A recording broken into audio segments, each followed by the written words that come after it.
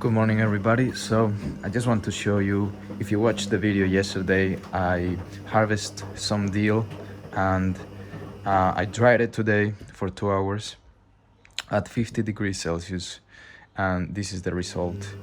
This is something else. That's just the containers, the bottle, but this is all dill. Really nice. It was like a lot of dill, but when I dried it and I crushed it, it ended up being just like this. So I'm gonna have a lot of dill for a few months, probably years, and it's quite nice. I love to use it on my fish, sometimes in chips or when I bake the potatoes.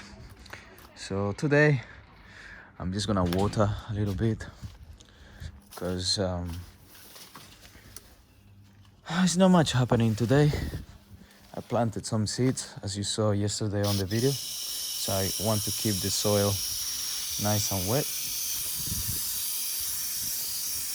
so the seeds can grow and they don't die because of the dry soil. I think that's enough. Today is gonna be warm, probably on the 23 degrees. It's gonna be sunny as well, as you can tell. Very nice. Nice 360 peas. I need to harvest peas. I still have like probably 800 grams of peas in the fridge, so I don't know what I'm gonna do with all of it, but I'll find something.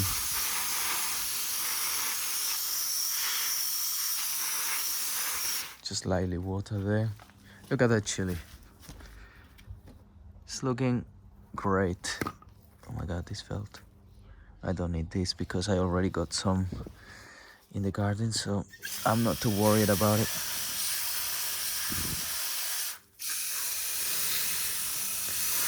So yeah, chili is looking great. Leaves are coming up finally. Rosemary looking good. This is mustard. It just grew there randomly. I'm gonna water here.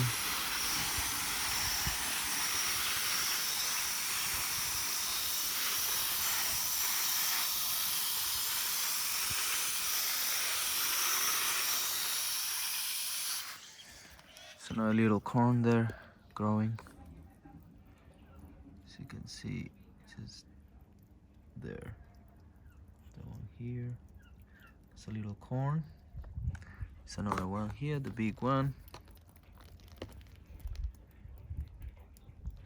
Looking nice and healthy. Chamomile. What was I gonna do here? I'm gonna wash this. So I'm planning on getting these leaves wet, let it dry, and when they dry, I'm gonna harvest it and put it in the dryer, just as I did with the dill,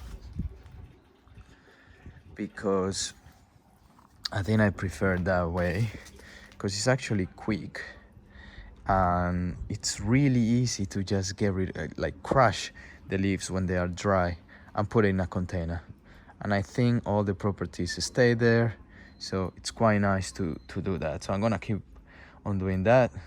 Also for the thyme, when you look at the thyme leaves, they are very small, and because these ones are not very developed, I mean like the this part in here is not very developed, so it's not too hard. So when you try to get rid of the leaves, it comes like it breaks in here or any other place, so it's like really hard to get to harvest just the leaves on the thyme. So when you dry it, it's much easier because the leaves are gonna be really crunchy, very easy. You just have to kind of press it and then they just fall apart.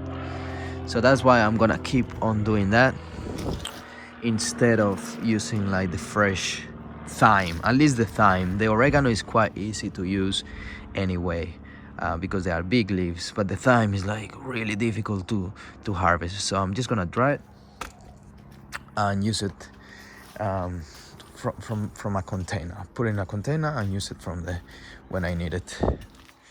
Look at those little beetroots. They're looking nice and healthy. And I'm gonna water a little bit more this way. This one probably. But it looks dry. This one needs a lot of water. Mint. I'm gonna start making more tea because I love the mint, but sometimes I forget about it. The kales. Toscana kale. Beautiful heirloom variety. Normal kale, the ones that you buy usually on the shops. Onions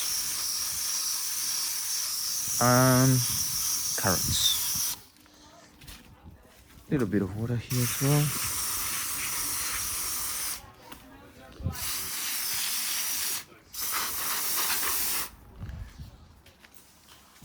And finally, look at those strawberries.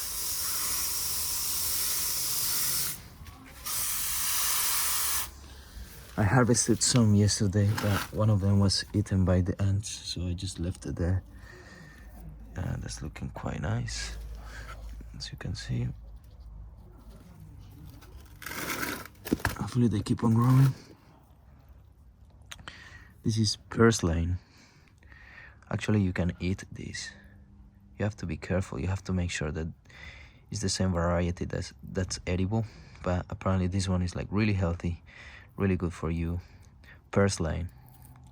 Have a look into it. It grows a lot, like as a weed, usually in Melbourne. I don't know where else, but I have used it for my cooking. I just add some vinegar. I think it's called Worcestershire sauce, something like that. You may know a little bit better, but I put a little bit of that, and it tastes quite nice. It's quite green. It's not so much green like grass.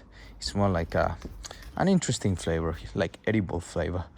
You can eat a little bit of it, and you are not gonna get tired of it. So, yeah, have a look in your garden. There is a lot of healthy weeds that grow around. This one is the dandelion, really healthy too. You can have it on tea. You can eat the leaves.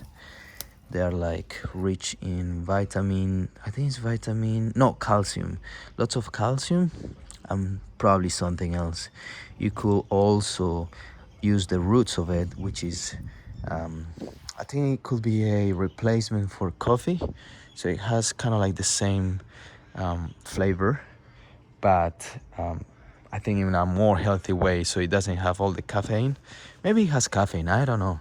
Just have to do a little bit more research, but it's interesting because these plants grow like crazy everywhere, as you can tell, but they are edible and they are healthy for you. They will help you to heal depending on the herb. At least that's what I believe, and that's what I like to believe. And I think it's nice to work with nature because we have been surviving with nature for so many years, like millions and millions of years. We evolved with it. They were there when we were evolving. The new products, new foods that are coming out, sugars and stuff like that, that's quite new in the last 100 years. So this has evolved with us.